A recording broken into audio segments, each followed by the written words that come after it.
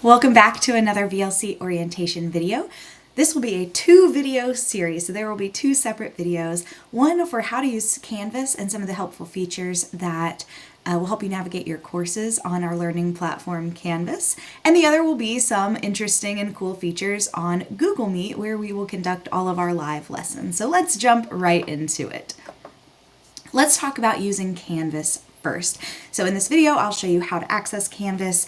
Before I show you how to access Canvas though, and show you some of the features that are on Canvas and available to help you navigate your courses, let's go over just a couple of pro tips for using Canvas before we get there.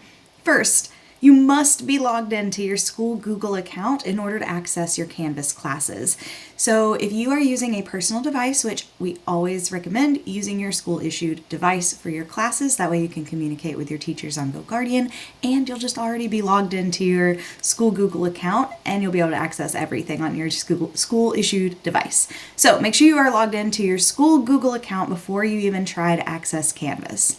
Next, when you first join Canvas or VLC, we want you to change your Canvas profile picture to a picture of you. This is not a requirement, and if you do change your profile picture, it needs to be a picture of you or blank, but this helps personalize your courses. You know, we're virtual, so your teachers don't always get to see your lovely faces, but we want to know you. We want to know who we are teaching and who we're interacting with, and put faces to names. So I'll show you how to change your Canvas profile picture to a picture of you here in a second. I want to make sure that everyone knows that there are going to be a lot of features I show you in this video for Canvas that are awesome features, but the best place to go to access all of your course materials is going to be the Modules tab in each of your courses. So we're going to have a to-do list, we're going to have a course calendar. Those are cool tools and helpful tools for you to use during your courses here at VLC. However, your teachers will use the Modules tab to post all of your relevant materials. So that's where we should be going for all of our course instruction. Next, we need to make sure we're using Canvas messages to communicate with your instructors, or email, but Canvas messages will be another option for you to communicate with us. I would recommend checking your Canvas messages at least once a day, but probably more often. All right, let's check out Canvas together. All right, the first place that you will need to go in order to pull up Canvas is just open up a new tab and get this nice Google page here. If you are logged into your school account, your picture or your profile should show up here. I'm logged into my school account, and then you need to find the waffle button. These are all the apps that we have available through Fayette County, and you're looking for this button right here that says Canvas. It's a white button with a red circle that says Canvas. Click on that, and guess what? You will be automatically logged into your Canvas homepage. So your landing page on Canvas is your dashboard. You will see this lovely sidebar here on the left. It's blue, it has yellow buttons. This is your navigation bar, but your landing page is going to be your dashboard. This is the course card view. It's going to have all these squares, and your published courses up here, your courses that you're enrolled in, will show up at the top. Ours aren't published yet, as school has not started, but you will see boxes that look like this with the names of all of your classes. That is where, if you click on each individual one of those, you'll be taken to the course Canvas page, and that's where you'll be able to find all of your materials, announcements from that teacher, and everything that you'll need to be successful in that course. There is an option on your dashboard to change the view. There is also a list view. The list view is not my favorite, but you are free to play with this and see what works for you. I think the easiest is the card view. That way you can find all your classes easily. Let's look at a couple of other features on the dashboard page. You can see I don't have anything on my coming up or my to-do list or my recent feedback because I'm an instructor and school hasn't started yet. So lucky for you all, I'm actually enrolled in some classes this summer through Canvas. So I'm going to flip over to my Canvas page where I'm a student to show you what it looks like when you do have stuff in those places. So you can see that one of the features of Canvas is going to be the to-do list on your dashboard page. So your to-do list is going to have any announcements that your classes have posted, any upcoming due dates, for assignments that your classes have. So the to-do list is very helpful to see what you need to do pretty soon. Now, I will say that most students will just use the to-do list and not go to the modules tab like I've told you to do. And what ends up happening is you miss really important documents or helpers that go with those assignments because you're not going through modules. So we'll talk about modules here in a second and why it's so important. Like the to-do list is awesome, but we really need to be going to the modules page too and finding those assignments so that we can find any additional resources that your instructors have posted. Below your to-do list, you will have a recent feedback portion right here. This is where if your instructors have graded something on Canvas and used a Canvas comment feature to make you a note, it'll show up here. So you can see I've got some feedback from my instructor on some of the assignments I've turned in. You can view more by clicking the link below it. And then the final thing on your Canvas dashboard is the view grades feature right here at the bottom below all of your to-do list and recent feedback. And I will go over that in another video. Okay, let's look at some other features of Canvas. So the next thing I want to show you is how to change your profile picture. If you click on your account, you can go to settings. And then right up here, if you click on the circle, it'll be blank for you when you start, but you should see a little pencil here. You will click on that and choose upload a picture. You will click right here on the square, and then it will give you an option to search for which picture you want. Remember that your profile picture always needs to be a picture of you or blank, but we would love to see your faces. This really just helps us understand who we're teaching. So you can see in my class that I'm a student in, I changed my profile picture for my instructors to a picture of me, and it just really helped my instructor get to know me, and I had a little bit better experience because my instructors knew who I was as a person. So we encourage you to do that. We would love to see your faces as we're teaching you. The next thing on your Canvas page is your Courses tab. If you click on your Courses tab, it is another way for you to see all of your courses that you're enrolled in. But what I want to show you is this All Courses button. If you click on All Courses, you will be able to see all of the courses that you've ever been enrolled in, and that includes, let's say you're in second semester, you're in spring semester, and you're like, oh shoot, there was something really helpful from fall semester that I want to get back to. You can come to your All Courses tab, find your fall semester course, and then click on it, and you'll be able to get right back to that course and find any materials that were helpful to you.